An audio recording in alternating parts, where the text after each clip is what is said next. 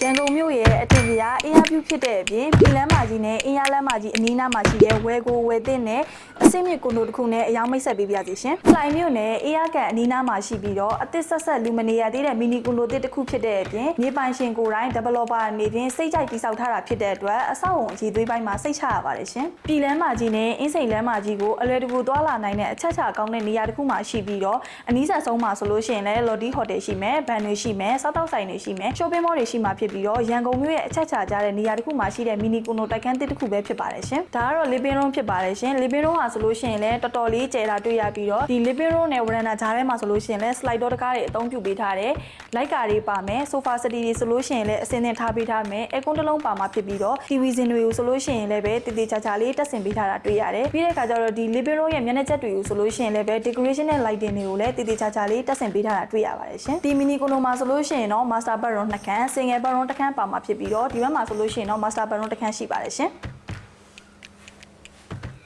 ဒီ master bedroom ထဲမှာဆိုလို့ရှိရင်တော့မှန်ဒီကုန်းတစ်လုံးပါမယ်ဗီဒီယိုအကြည့်တစ်လုံးနဲ့အစင်းသင်းထားရှိပေးထားမယ်ပြီးတဲ့အခါကျတော့2 ယောက်အိတ်ဂရင်တစ်လုံးနဲ့အေကွန်တစ်လုံးကိုလည်းအစင်းသင်းထားရှိပေးထားတာတွေ့ရပါတယ်ရှင် slide door တကားအကြီးကိုအသုံးပြုထားတာဖြစ်တဲ့အတွက်လှပတဲ့အင်အား view ကိုလည်းအပြည့်အဝခံစားရမှာဖြစ်ပြီးတော့နေရောင်ကြီးနဲ့လေဝင်လေထွက်ကောင်းကောင်းမွန်မွန်ရရှိတာကိုလည်းခံစားရမှာဖြစ်ပါတယ်ရှင်အခန်းရဲ့ color ကိုဆိုရင်လည်းပဲလုံးဝကိုဖြူဖြူတန့်တန့်လေးအသုံးပြုပေးထားတာဖြစ်ပြီးတော့မျက်နှာကျက်ရဲ့ decoration နဲ့ lighting တွေကိုဆိုရင်လည်းပဲတည်တည်ချာချာလေးပြင်ဆင်ပေးထားတာတွေ့ရပါတယ်ရှင်ဒီ master bedroom ရဲ့ toilet နဲ့ရေချိုးခန်းထဲမှာဆိုလို့ရှိရင်လည်းပဲကျွေးပေးစင်တွေရေဘူးရေဆက်ရေပန်းတွေကိုလည်းတခါတည်း PC တက်ဆင်ပေးထားတာတွေ့ရပါတယ်ရှင်ဒီ master bedroom ကထွက်ချင်းမှာဆိုလို့ရှိရင်လည်း common toilet တစ်ခုရှိမှာဖြစ်ပါတယ်ရှင် toilet ထဲမှာဆိုလို့ရှိရင်တော့ကျွေးပေးစင်တွေရေပန်းတွေကိုလည်းတခါတည်းတက်ဆင်ပေးထားတာတွေ့ရပါတယ်ရှင်ဒီဘက်မှာဆိုလို့ရှိရင်တော့ master bedroom နောက်တစ်ခန်းရှိမှာပဲဖြစ်ပါတယ်ရှင်ဒီ master bedroom ထဲမှာဆိုလို့ရှိရင်လည်းပဲအရှိကပြောခဲ့တဲ့ master bedroom နဲ့က facility အတိုင်းပဲပြည့်စုံစုံပါဝင်မှာဖြစ်ပြီးတော့ slide door တကားအကြီးကိုအသုံးပြုထားတာဖြစ်တဲ့အတွက်အမိုက်စားအင်အား view ကိုလည်းအပြည့်အဝခံစားနိုင်မှာဖြစ်ပါတယ်ရှင်ဒါကတော့ဒီ master bedroom ထဲမှာပါတဲ့ toilet နဲ့ရေချိုးခန်းပဲဖြစ်ပါတယ်ရှင်ဒီ master bedroom ရဲ့မျက်နှာချင်းဆိုင်ဘက်မှာဆိုလို့ရှိရင်လည်းပဲ single bedroom တစ်ခန်းရှိမှာဖြစ်ပါတယ်ရှင်ဒီ single bedroom ထဲမှာဆိုလို့ရှိရင်တော့နံရံကပ်ဗီဒီယိုတွေ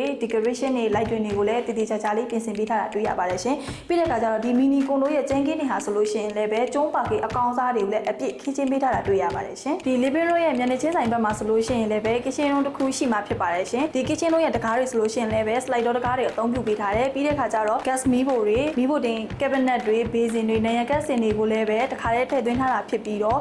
မီးဖိုကြောင်းရဲ့အပြင်စင်ကိုလည်းပဲ classic ဆန်ဆန်သုံးထားပြီးတော့ fully furnished တခါတည်းပြင်ဆင်ပေးထားတာတွေ့ရပါတယ်ရှင်ဒီကွန်ဒိုရဲ့အကျယ်ဝန်းဟာဆိုလို့ရှိရင်တော့1420 square feet ကျယ်ဝန်းတာဖြစ်ပြီးတော့ living room တစ်ခန်း master bedroom 2 ခန်း single bedroom တစ်ခန်း common toilet တစ်ခု kitchen room တစ်ခုပါဝင်တာဖြစ်ပါတယ်ရှင် facility အနေနဲ့ကတော့ car parking ပါမယ်24 hour lift ရမယ်24 hour security ပါမယ်24 hour မီးရရှိဖို့အတွက် generator တွေပါအစင်းနဲ့ထားပေးထားတဲ့အစင်းမြင့်ကွန်ဒိုတစ်ခုပဲဖြစ်ပါတယ်ရှင်အယောင်ခေါ်စီအနေနဲ့ကတော့3,500ကိုညှိနှိုင်းရောက်ချပေးမှာဖြစ်ပြီးတော့ဗန်ချင်းနဲ့လည်းဝယ်လို့ရနိုင်တဲ့အစင်းမြင့်ကွန်ဒိုတစ်ခုပဲဖြစ်ပါတယ်ရှင်ဒီကွန်ဒိုကိုစိတ်ဝင်စားတယ်ဆိုရင်တော့ချက်ပေါက်မှဖြစ်စေဖော်ပြထားတဲ့ဖုန်းနံပါတ်တွေကနေဖြစ်စေအသေးစိတ်မြင်မြန်စုံစမ်းနိုင်ပါတယ်ရှင်